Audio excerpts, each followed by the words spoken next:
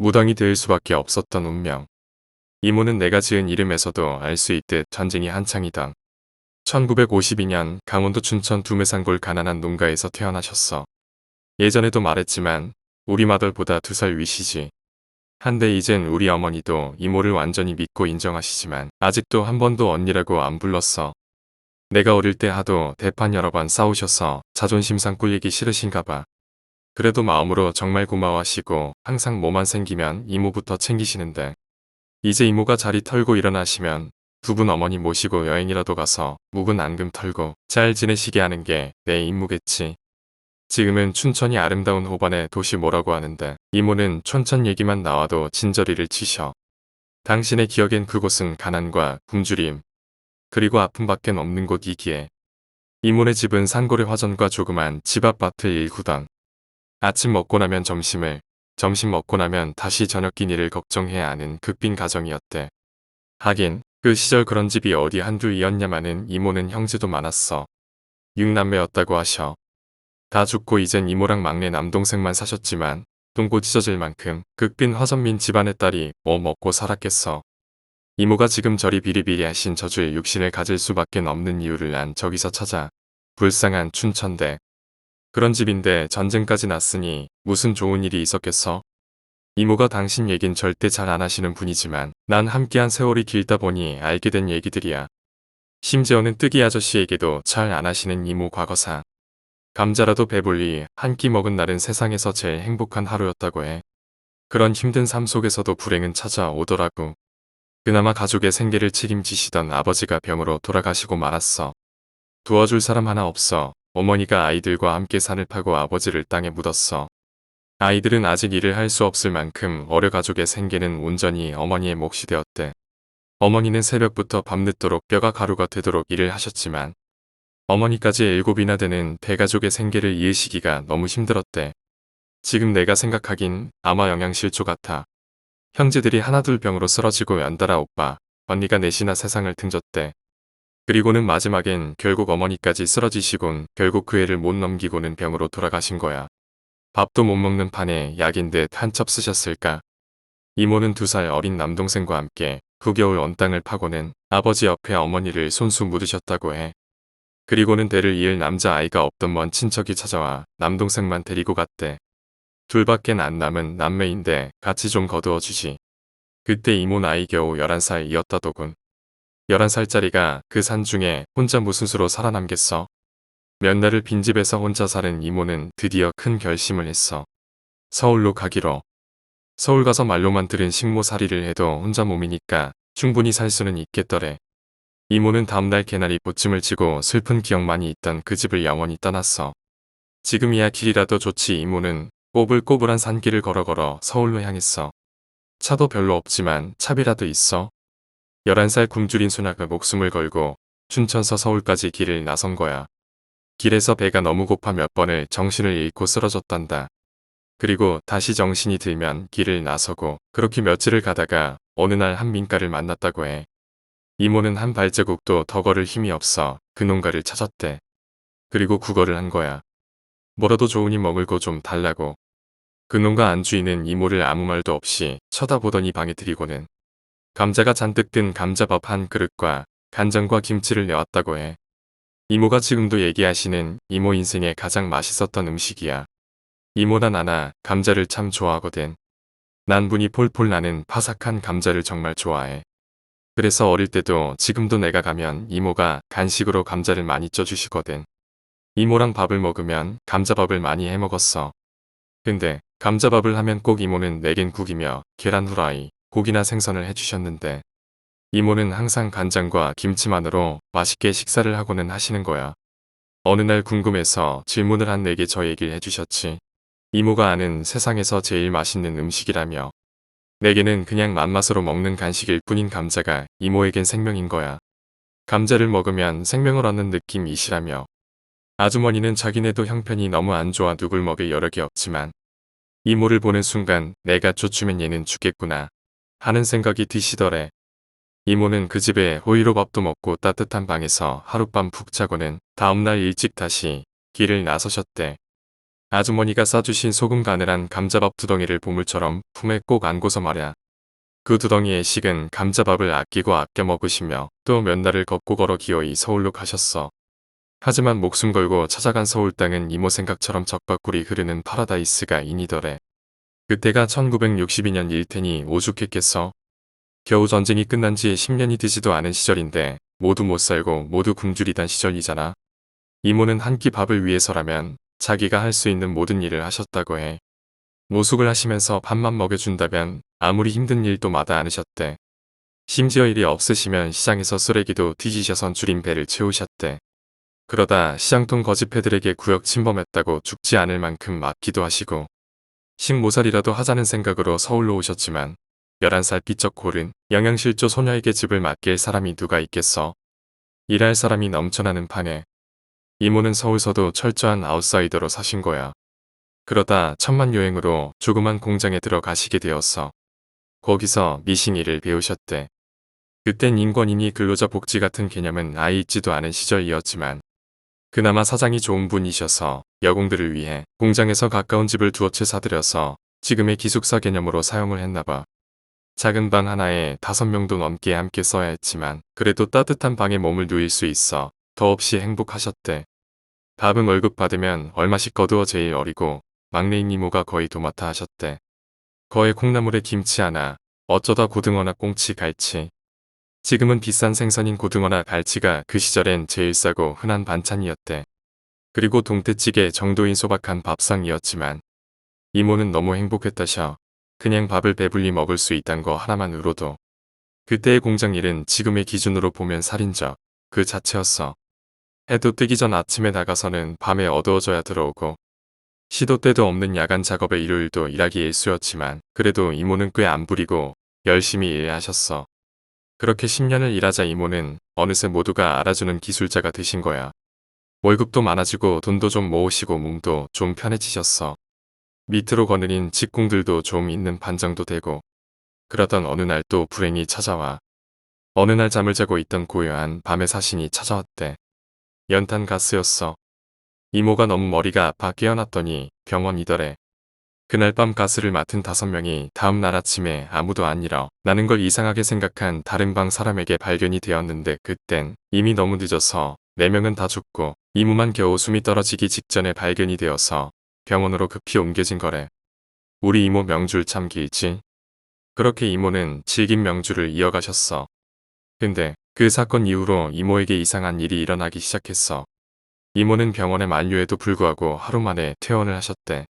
의료보험도 없던 시절 이모 형편으론 병원에 맘 편히 누워 계실 수 없으셨대. 다시 그 연탄가스가 새던 집으로 돌아와 모두 출근한 후 혼자 누워 몸조리를 하셨고 바로 옆방에서 며칠 전만 해도 같이 웃고 떠들던 가족, 같았던 한방 식구들을 생각하니 기가 차시더래. 혼자 살아남은 죄책감도 너무 커서 잠못이루다가 잠깐 선잠이 드셨다고 해. 근데 꿈결의 소리가 들리더래. 꿈결에 아이야. 넌 할 일이 많아. 아직 죽고 싶어도 죽을 때가 아니다란 소리가 들리더래.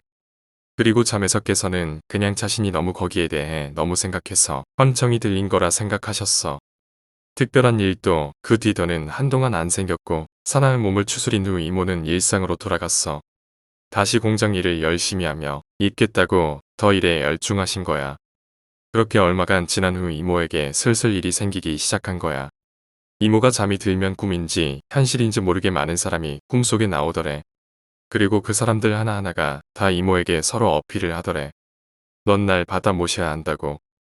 그렇게 이모에게 서로 자기 어필을 한 이름 모를 사람들이 박터지게 싸우기 시작했다고 해.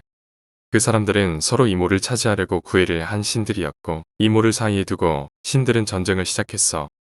이모가 그런 꿈을 꾸기 시작하시면서 이모의 일상에도 변화가 생기기 시작했어. 이모는 자기도 모르는 사이에 자기 주변에 있던 사람들에게 이모도 의도치 않은 뜻모를 얘기를 하기 시작하셨어. 오늘 어디로 가지 말라는 둥. 뭐뭐 하면 다칠 거라는 둥. 심지어 낙태를 고민하던 어떤 여공에겐 그 애 지우면 이 팔자에 더는 애가 없을 거라는 둥. 친한 사람도 아니었고 그 사람 주위에 친한 사람들도 아무도 눈치채지 못했는데 말야. 그렇게 방언이 터져선 주위 사람들에게 말하고 다니기 시작하자 어떤 이는 충격받아 미쳐가는 거라 했고 좀 아는 이들은 무병, 신병이 든 거라고 수군거리기 시작했어. 이모는 본인이 왜 그런 얘기를 했는지도 모르겠더래.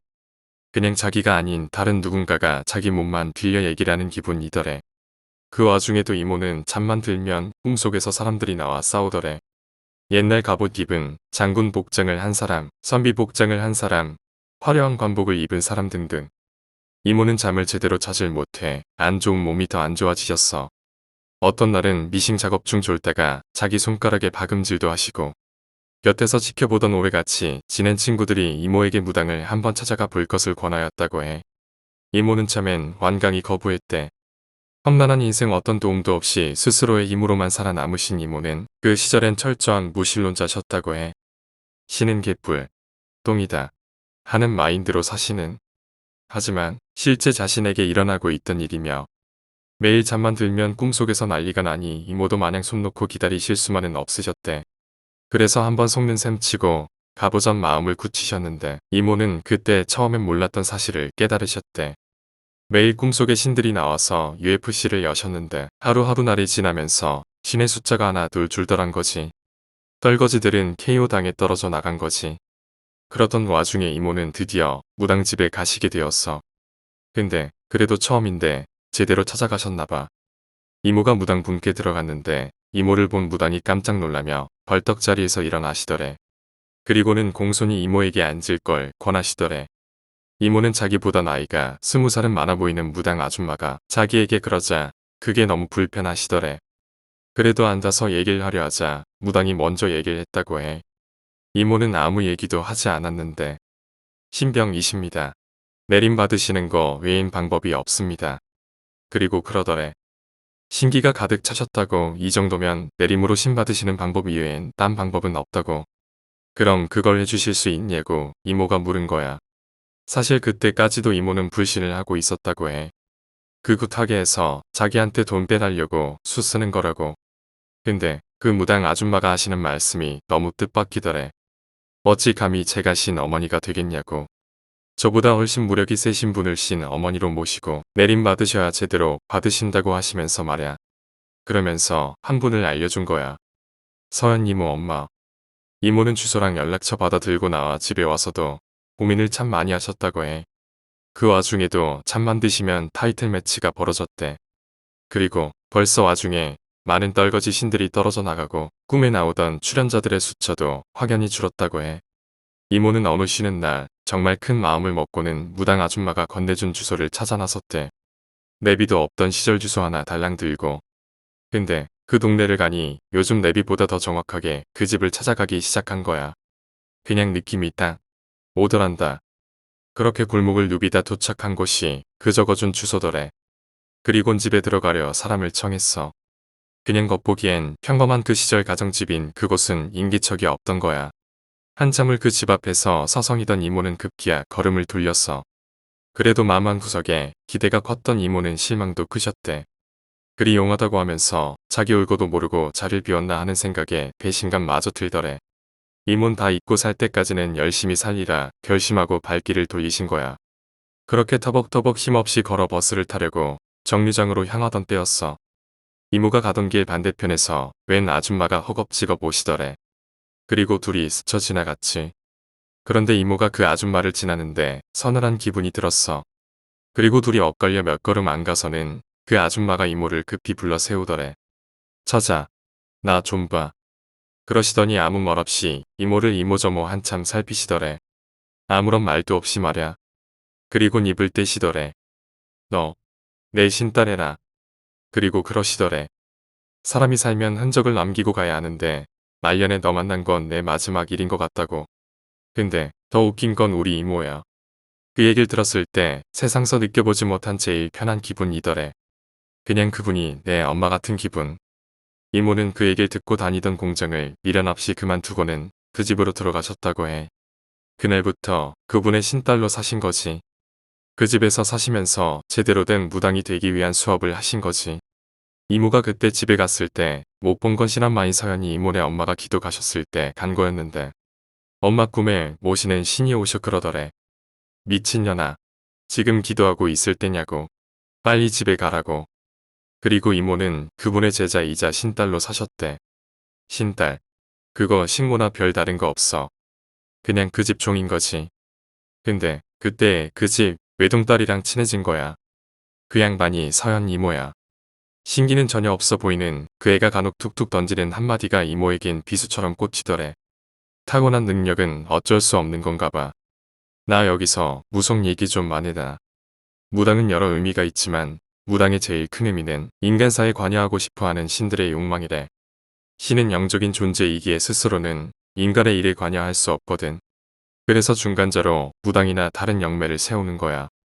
강신모는 말 그대로 어느 날 갑자기 신이 내리게 되어 집안 내력과 관계없이 무당이 된 경우야. 이런 경우 그 사람 주위의 사람은 무엇과는 관계없고 그 사람 일대로 끝나는 경우가 많아. 물론 그 사람을 일대로 해서 자손들에게 신이 대물림되는 경우도 있어. 그건 새승부가 되는 거지. 보통 강신모는 말 그대로 갑툭튀이기에 전혀 무속과는 관계없는 직업이나 삶을 살아온 사람이 많아.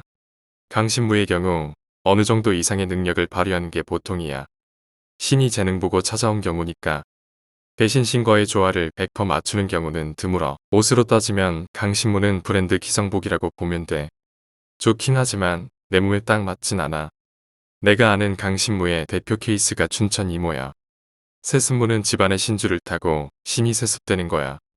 보통 이런 집안은 혼인도 같은 집안 길이 하기에 흔히 온 가족이 무업에 종사하는 경우가 많아.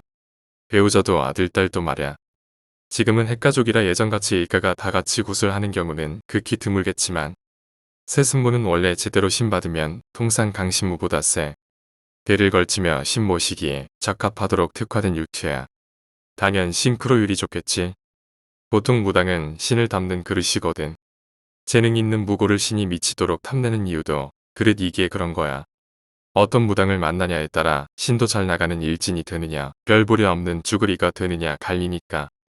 쉽게 얘기해서 대개 능력이 있는 신도 50밖엔 담을 수 없는 무당 만나면 50 이상의 힘을 못 내거든. 하지만 반대로 80의 힘밖엔 없는 신이라도 무당의 수용 능력이 100이면 자기가 가진 힘 80을 유감없이 쓸 수 있어. 분명 100의 힘이 있는 신은 80의 신보다 상위신이지만 실제로는 그릇인 무당의 자질에 따라 수모를 당하는 거지. 쪽팔리시겠지? 그래서 신은 한번 재능이 특출한 제목을 발견하면 꽉 깨물고는 제발 떨어지라고 생쇼해도 안 가시는 거야. 그런데 세승무는 대부분 1인 전승이야. 뭔 얘긴가 하니 1세대의 여러 자손들 중 가장 뛰어난 한 명에게 몰빵이란 얘기거든. 그래야 최고의 수제 맞춤 양복이 나올 거 아냐. 무속인 집안이라고 다 신기 타고나는 거 아니다. 근데 자기 재능도 없으면서 어린 시절부터 보고 들은 건 있어서 이거저거 하다 자란되면 그냥 에라 무당이나 하자. 이런 사람들이 있어. 이런 사람들이 사입이고 얼치기야. 이런 사람들 특징이 지는 못 보여줄 거 없으니까 집안 자랑 늘어나요. 형제 누가 용하고 어머니가 얼마나 대단한 무당이고 할머니는 나라에서 알아주던 만신이었고 내가 듣긴 꼭 우리 집은 저렇게 내려오고 난 빈껍질 축쟁이입니다. 그렇게 들려. 능력을 보여주면 되지 입만 산 사람은 가까이 하지 마. 서현 이모네 엄마를 신 어머니로 모시고 정식 무당이 되기 위해 수업을 받으시며 제일 처음 하신 게 소위 말하는 춘천 이모 누름굿이었대. 그때쯤엔 이미 신들의 전쟁이 끝나고 최종승자가 결정되었어. 지금 이모가 모시는 대신 할배야. 어느 날 꿈에 씩씩하게 혼자 나오셔선 계속 날 받으라고 보채시더래. 신엄마가 굿을 준비하고 이모를 데리고 굿을 하셨고 그 뒤로는 이모가 정식 신내림 받으실 때까지 더 이상 꿈에 나타나는 일은 없었다고 해. 예전에도 얘기했지만 누름굿은 그런 이름에 굿은 있지도 않을 뿐더러 엄청 무엄한 말이야. 신을 누르다니. 그거에서 눌릴 거면 애초에 잡히었지 신이 아니었던 거지. 그건 그냥 불쌍히 여기시고 좀 봐달라고 비는 굿이야. 그때도 우리 이모네 할배가 워낙 급하게 밀어붙여대서 좀 릴렉스한 거였다고 해. 신도 성격이 다 다르다. 과묵한 신, 성격 급한 신, 잘 삐지는 신 등등. 그때 신엄마였던 서현 이모네 엄마가 이렇게 기도한 거야. 그 양반 참 성격도 급하셔. 우물 까서 숭늉 찾겠네. 좀 몇 년 진득하니 기다려봐요. 내가 얘 아주 깔쌈한 무당으로 만들어 내림받아 줄 테니. 그런 후엔 이모도 편히 잘 수 있었대. 그리고는 몇 년 동안 신엄마에게 여러 가지 공부와 따라다니며 실습을 하셨다고 해. 이모가 서현 이모네 있으면서 11살에 헤어진 2살 어린 남동생을 딱 한 번 만났었다고 해. 그런데 그게 지금도 이모 가슴에 남는 아픈 상처가 될 줄이야. 이모는 먹고 사는 문제가 어느 정도 해결이 되고 나자 11살 때 촌수도 희미한 먼 친척 집에 양자로 들어간 남동생을 수소문하기 시작했어. 워낙 끼니를 걱정하던 가난한 집의 친척들과도 얽내가 없었던 터라 11살 어린 시절 동생을 찾을 만한 기억은 하나도 없었기에 막막하기만 했는데 춘천도 몇 번 다녀오시고 마을 사람들도 찾아 물으시고 하셔서 겨우 단서를 찾아 연락이 닿았다고 해. 처음 전화로 동생의 목소리를 듣는 순간을 지금도 생생히 기억하셔. 처음 수화기 너머로 동생 목소리를 듣는 순간 정신이 아득하고 울음밖엔 안 나오시더래. 겨우 안부 정도만 간신히 묻곤 만날 약속을 하시고는 또 전화를 끊고 주저하자 몇 시간을 더 우셨대. 꿈인지 생신지 몰라서 말야. 며칠 후 드디어 만나기로 약속한 날이 되었어. 서울 모처에서 만나기로 약속했었대. 이모는 아침부터 너무 들떠 있었어. 몇 벌 되지도 않았던 이 옷, 저 옷을 입어보며 10여 년 만에 만나는 동생에게 조금이라도 좋은 모습을 보여주려고 말야. 드디어 약속 시간이 되어 나가는 이모에게 신엄마는 적지 않은 용도를 쥐어주며 잘 다녀오라 배웅해 주었는데 이모가 멀어지자 혼자말로 가여운 것. 마음에 상처나 많이 받지 않으면 좋으련만 하시더래. 옆에 같이 있었던 서연이 이모가 나중에 해준 얘기야. 서연이 이모는 엄마가 왜 저러시나 했는데 나중에 생각해보니 어머니는 다 아신 것 같더래. 그리고 그날 저녁 늦지막히 돌아오신 춘천 이모는 신엄마에게 꾸벅 인사를 하고는 아무 말 없이 자기 방으로 들어갔다고 해. 여러 가지 궁금했던 서연 이모가 방에 들어가려고 하자 방 안에서 이모의 울음소리가 들리더래. 서연이 이모가 놀라서 방으로 들어가려 하자 신엄마가 그러셨어. 놔둬라. 언니 혼자 실컷 울게. 그 뒤로 한참을 이모의 울음이 계속되었어. 서연이 이모는 궁금했지만 어쩌질 못했대.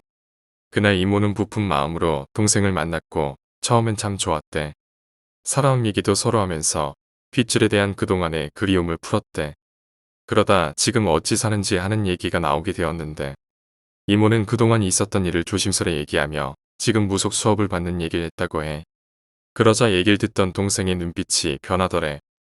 10여 년 만에 만난 누나를 무슨 원수 보듯 하며 미신에 빠졌다며 비난을 퍼붓더래. 그 남동생이 그때 목사가 되려고 신학교에 다니던 아주 독실한 기독교인이었던 거야. 그 동생의 눈엔 누나는 사탄의 꼬임에 빠진 가련한 중생이었던 거였지. 그냥 종교가 뭔지 그리 오랜만에 만난 누나한테 그럴 필요 있나. 이모가 얘기를 안 하니까 그 이상의 자세한 얘긴 나도 몰라. 하지만 이해심이 그리 많으신 이모가 그날 이후로 동생을 다신 안 만났다니.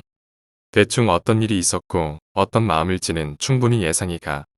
지금 동생분 목사가 되었던지 교회에 하며 사시겠지. 이모는 그 뒤 관심을 아예 끊으셔서 생사도 모른다 하셔.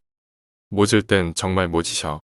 이모는 그 집서 착실히 몇 년 수업을 하신 후 드디어 정식으로 내림을 받으시고 무속인이 되셨고 이모가 내림 받으시는 날 사람이 구름처럼 모였다지.